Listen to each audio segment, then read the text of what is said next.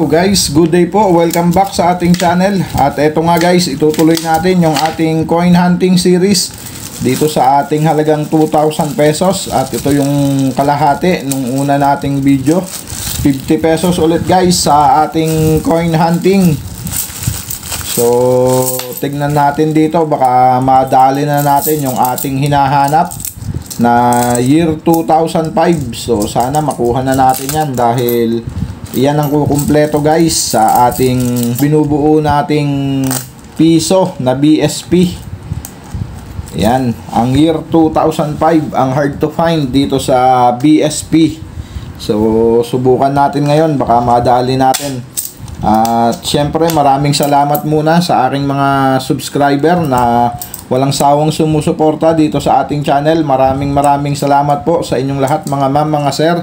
Lalong-lalo na po doon sa nag-share at nagla-like ng ating mga video. Maraming salamat po sa inyong lahat. Sana po ay patuloy nyong i-share at i-like yung ating video guys. So tara guys, umpisahan na natin tong ating coin hunting series. So another 50 pesos ulit para sa ating coin hunting. Ay, ang lagayan pala natin wala pa. So ayan ang ating lagayan guys. At common. Next coin 2015, ay 2015, 2011. So common. Next coin another 2011. So common.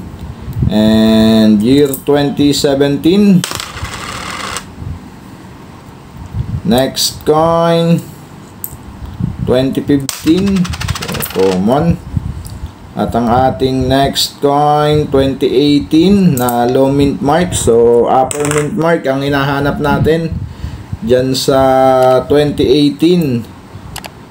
So yan, next coin another 2011 common. And we have year 2010. So ayan, wala pa rin. 2005, nasaan ka na ba? At year 2014. At may non-magnetic tayo dito, 1997, ayan. Next coin, BSP pa rin, 2009. At maraming salamat din sa mga kapwa ko coin hunter dyan. At sa mga idol natin na coin collector, maraming salamat sa inyong lahat, mga ma'am, mga sir, sa suporta dito sa ating channel. So ayan, proceed na nga tayo guys. Year, hindi ko ganong makita, 2018 common. Next coin 2018 ulit na low mint mark. So common yan. And we have year 2019 na upper mint mark. And another one, so common lang din ang upper mint mark na 2019. So ang ganda ng condition ng 2004 na to pero common lang kaya dyan na siya sa sirkulasyon. At we have year 2019 na low mint mark. So common. At ang ating next coin 2012. So common. And another year 2012.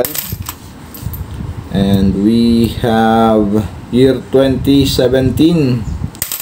So ayan, wala pa rin, di pa rin nagpaparamdam ang 2005, year 2015. So common ang ating last coin guys sa ating first batch, year 2017. So wala, bokya pa rin.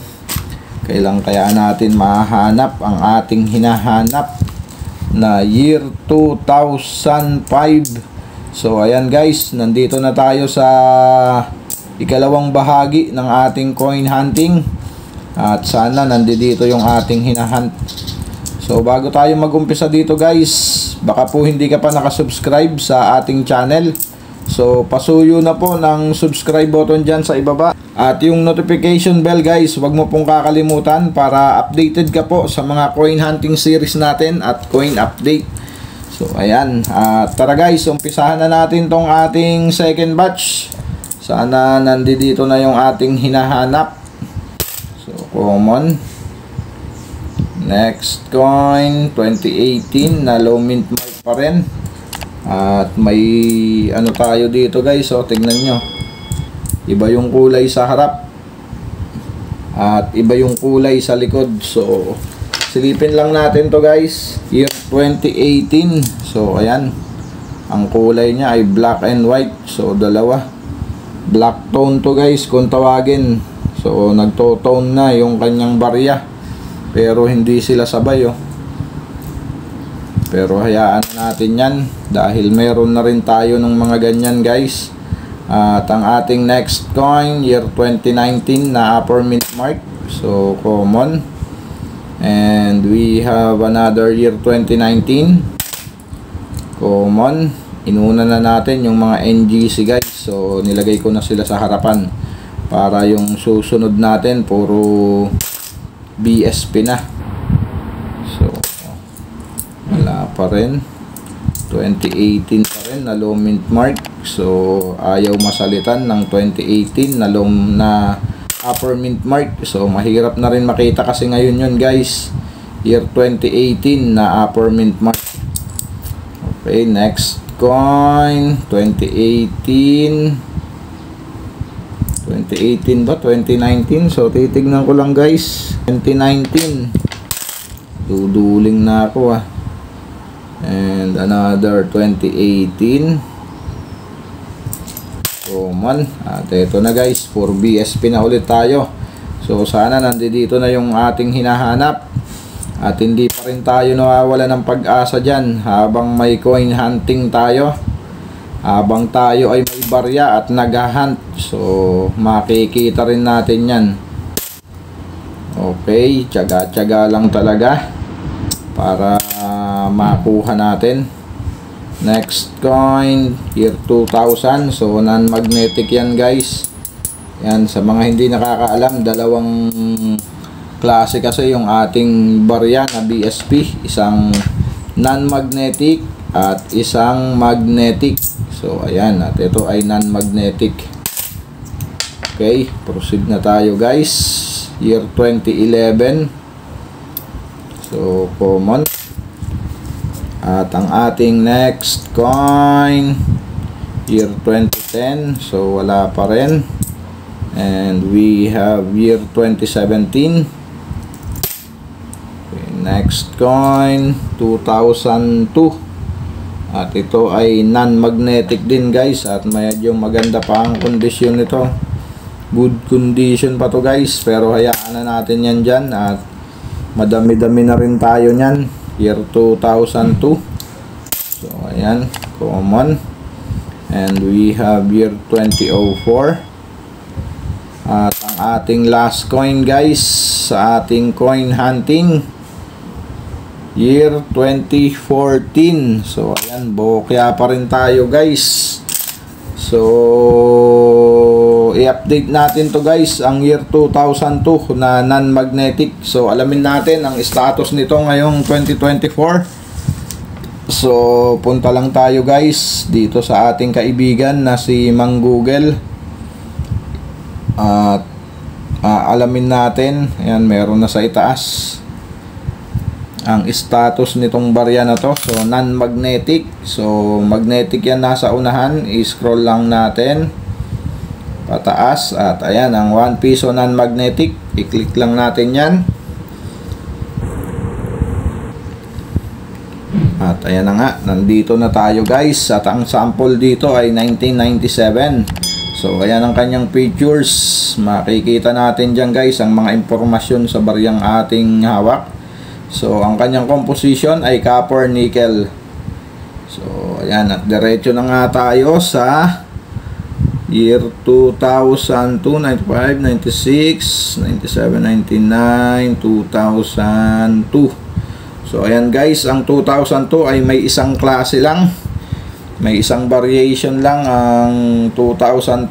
At ang kanyang price appraisal guys, ayan, sa good condition 3 pesos and 10 centavos. Sa very good, 3 pesos and 30 centavos. Same lang sila ng fine condition. At dito naman sa very fine, 12 pesos. Sa extra fine, 22 pesos. At dito sa AU condition, 28 pesos. At sa uncirculated ay walang nakalagay guys. Pero mga 30 siguro to plus sa uncirculated. So medyo maliit pa talaga. Ang year 2002 at meron siyang frequency na 23%. So napakadami guys, kaya masasabi natin ang 2002 ay common lamang. So ayan ang kanyang status ngayong 2024. Ang year 2002 ay nananatiling common. Yan, at ito ay ibabalik na natin sa ating sirkulasyon dahil madami-dami na rin tayo nito guys at napakagaganda pa ng kondisyon na hawak natin. So ito ay circulated na. Hayaan na natin dyan. At ayan guys, maraming salamat sa mga sumama. Keep safe always and God bless.